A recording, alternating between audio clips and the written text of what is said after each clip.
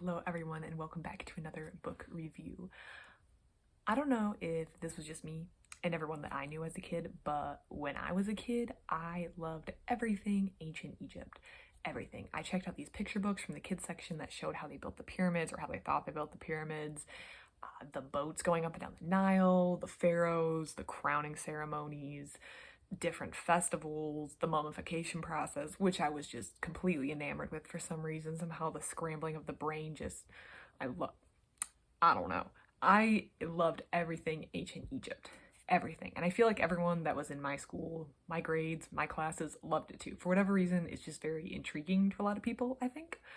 However, one area in which I admittedly did not know much about, other than the names, was the deities or the mythology of ancient Egypt. I knew some of the mythology. I knew like the weighing of the heart or the soul and the feather to see if it balanced. I knew some of the names, so Osiris, Isis, Ra, Sekhmet, she was like the cat lady. So I knew some of them, but I wasn't as familiar with the mythology as I was for, say, Greek mythology or Roman mythology. Thank you, Percy Jackson series and Rick Riordan. But I was familiar with Greek mythology from before Rick Riordan's Percy Jackson series, which I read when I was like in middle school. So I feel like those mythologies are maybe more taught, at least in the classrooms and school systems that I grew up in, and Egyptian history was most definitely taught in the schools I grew up in, at least ancient Egyptian history, all the way up to about the Ptolemies or whenever Rome got involved. However, the mythology was not really talked about. So when I found this book on the shelf, Pantheon, The True Story of the Egyptian Deities by Hamish Steele, I was very intrigued. I knew a couple of the stories, but I didn't really know a whole lot about the mythology, and I was very, very interested to learn more. And this was in a little comic format, and I figured this would be perfect. It looks bigger than it is. I read this while sitting in a parking lot waiting for an appointment to come up. I got to the appointment early, so I just knocked this out in the parking lot in maybe like 45 minutes, and I had a blast. The first thing I want to say is I fully understand why they did not teach us all this mythology in like third grade history. This book, although being a comic, I would personally not recommend to kids, or if you want to give this to your kids, I would make sure that you read it first, make sure you're comfortable with them seeing all the stuff in here, because the mythology is definitely not family friendly, if I can use that word. There is a lot of violence, there is a lot of sex that goes on in this. A lot of chopping people up into bits, a lot of trickery, a lot of backstabbing, but overall it was very, very good. So the first thing is to not be fooled by the comic format. This is definitely something I would grade about like maybe high school and above from the content, unless you're comfortable with your kids reading this stuff earlier. That is obviously your call as a parent. And the other thing I would say is I now understand why they didn't teach us this during, third grade history when they're teaching us about the mummies and how Egypt mummified their pharaohs, and they were not touching on stuff like this for a reason, probably because they would have a lot of angry parents at the PTA board meeting. But as an adult, I love this book, and I would highly recommend for anyone who thinks this is appropriate content for their older kids maybe, or who just wants to learn about it themselves. I would definitely recommend getting a hold of this book and giving it a read. Some of the things that I think this book does well is the characters. Each of the characters in the series feels real, feels personal. He does a really good job of, well, the ancient Egyptians have made this first, but Hamish Steele really translates this into something that's accessible to the modern reader, while also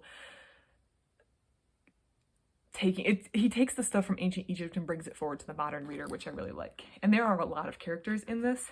They are all laid out on this front page, and he shows the relationships between them, which can get really interesting. The relationships are same guy, child of, married, or sibling. There is a lot of overlapping lines, and some of them have multiple lines running between them. So this is confusing. He warns at the top, these are some of the gods and goddesses featured in this book, but this is by no means a complete list. Spend a night on Wikipedia, you might end up drawing a whole graphic novel because of it, which makes you wonder where this book came from.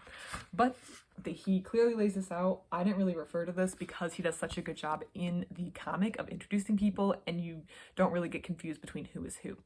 He also puts this in chronological order, which is something that I feel like some books don't do. Maybe they'll, or even if you just get like a sample of some of the big myths maybe from Egyptian mythology, they might not be in chronological order, and then going back and piecing it together or trying to figure out who is the same guy or who's the kid of who in different stories that aren't explained can be kind of difficult, and this book really ties those connections together and makes it very, very easy to understand. So the timeline is clear, the people are clear, the stories are clear and accessible to a modern reader, and it reads really, really fast, and it's really compelling and really interesting. This was a really, really good book. I gave this a 4.5 stars. This was a high 4-star read. I loved it. This was great. I really recommend it. I don't really know what else to say other than you have to get it and give it a read. I'm very interested in learning more about Egyptian mythology after reading this book. I don't know if I'm going to find something as interesting as or compelling as this. Obviously, this is only a surface level introduction. I'm sure there's a lot more under the hood, you could say, books out there that kind of delve into a lot more of the nitty-gritty details of Egyptian mythology, but this is a great starting point. And if you have no knowledge of Egyptian mythology or very little or limited like I did, this would be a great place to start to get acquainted with it.